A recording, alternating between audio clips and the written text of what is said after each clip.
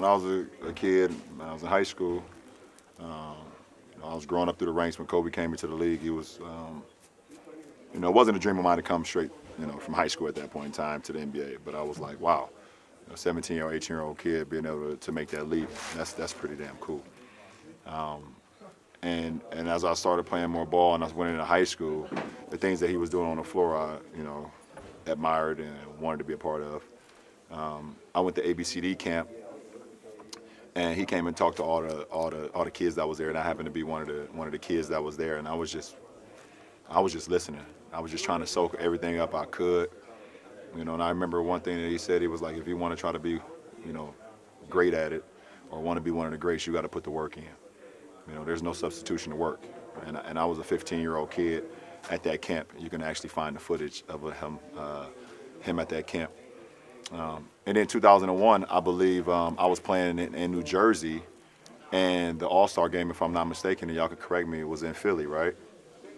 Yeah, that Saturday, me and Maverick drove to the Intercontinental downtown Philadelphia, and he gave me a pair of his shoes, which I ended up wearing that following night. It was the red, white, and blue Kobe's. I was a 15, and he was a 14, and I wore them anyways. And I sat and just talked to him for a little bit. He gave me the shoes. I rocked them in the game. And it was the same night that we played Oak Hill against Melo. And then I saw what he was able to do the very next night, winning MVP here in Philly. That following night. As I got drafted, I still just admired him. Seeing what he was able to accomplish, winning championships, being early in his career where, he learned from the misses that he had against the series against Utah, and he just used that as motivation and got better and better and better to him winning multiple championships, and continued to admire him throughout my high school rank. And then as competitors, just seeing the work ethic that he put into the game. He had zero flaws offensively, zero. You backed off of him, he could shoot the three. You body him up a little bit, he can go around you. He can shoot the mid-range, he can post, he can make free throws. He had zero flaws offensively. And, that's something that I admired as well, just being at a point where the defense will always be at bay, where they couldn't guard you at all offensively, where you just felt like you was just immortal offensively because of your skill set and your work ethic. We take it down to 2008 where we become the Redeem team, and it was a dream come true for me to be able to line up alongside of him. Just admiring him for so many years, and seeing him from afar, and then being able to be in practices with him, and me watching and learning. So on. I mean, it's just too much. It's just too much. The story is just too much. It doesn't make sense. And just to make a long story short, now I'm here in the Lakers uniform in Philadelphia, where he's from, where one of the first time I ever met him, gave me his shoes, he won All-Star Week. It's surreal. It doesn't make no sense, but the universe just puts things in your life, and when you live in the right way, or you just giving everything to whatever you're doing, things happen organically, and it's not supposed to make sense, but it just happens. And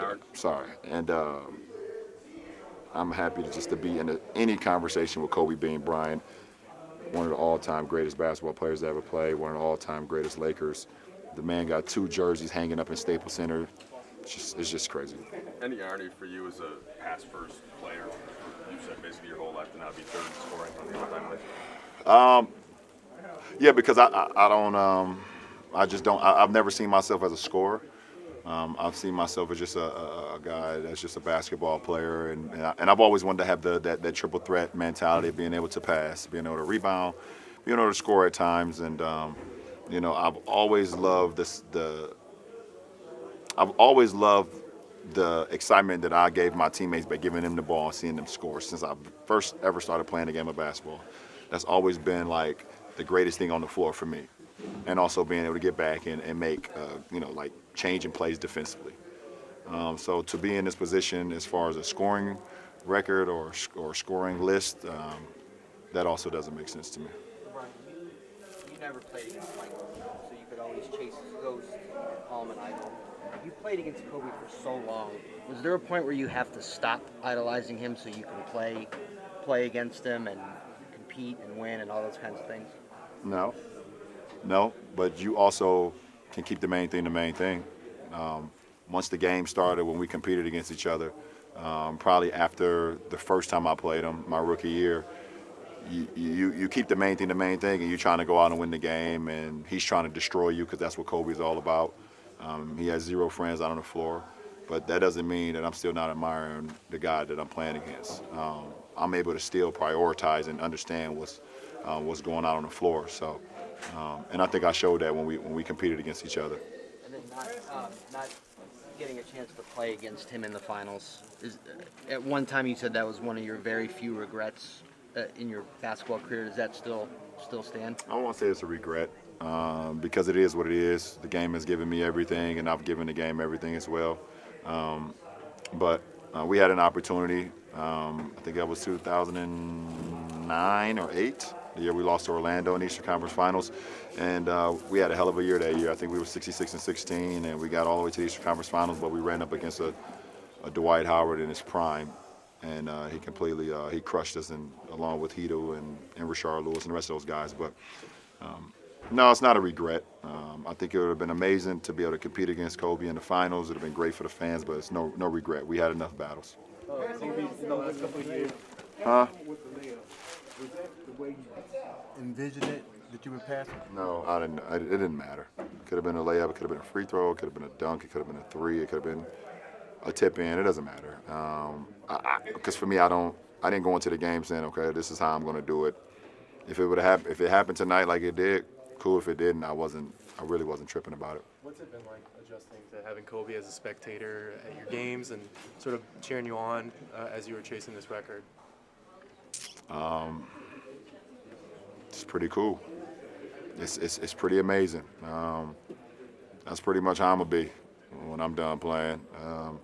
Being able to come back and watch this beautiful game, and hopefully, there's somebody still playing the game at a high level.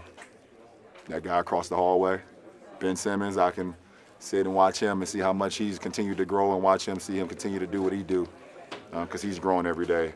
So, I mean, it's a pretty cool thing to see him and see Gigi at the games, and just it's a brotherhood. It's a brotherhood being a part of the Lakers franchise, and we all root for one another, no matter past, present, or future. That's what it's about.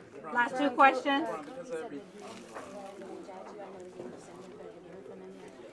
I'm getting to as you see, I had to answer a phone call while y'all was in here, so I haven't got to all my messages yet. Last question. LeBron, is there a favorite memory? I mean, is it him giving you the sneakers? Is it winning gold medals? Was there something on the court that you guys did against one another that stands out when you think about him? As far as together? Yeah, just something, a Kobe memory. It's too many. It's too many. It could be the last game we played against each other in Staples. It could be his last All-Star game. Right there at halftime, he was getting interviewed by the great Craig Sager, rest in peace. That is an unbelievable moment right there, and I went over there and hijacked his interview. So us winning a gold medal together, some of the things that us going to some of the other events for Team USA, watching Phelps, or so many different things that we did together as teammates. So like I said, I was a 15-year-old kid who was able to meet him. I was in awe. And he gave me a pair of his shoes. It's not just one. It's impossible to just single out just one of them. But it's cool to know that you have the support of one of the all-time greats that ever played this game, and someone that you admired to be like on the floor, and do the things, win championships, be young, and be remembered. You don't have that much time to play this game, and if you're able to be remembered, for the great things that you did, the positive things that you did, making people feel, great about what you did, that's a pretty cool thing. So I wrote on my shoes tonight. I think I put Mamba for life, 824 KB, because it's really that mutual. So. Thanks for watching ESPN on YouTube. For more sports highlights and analysis, be sure to download the ESPN app. And for live streaming sports and premium content, subscribe to ESPN Plus.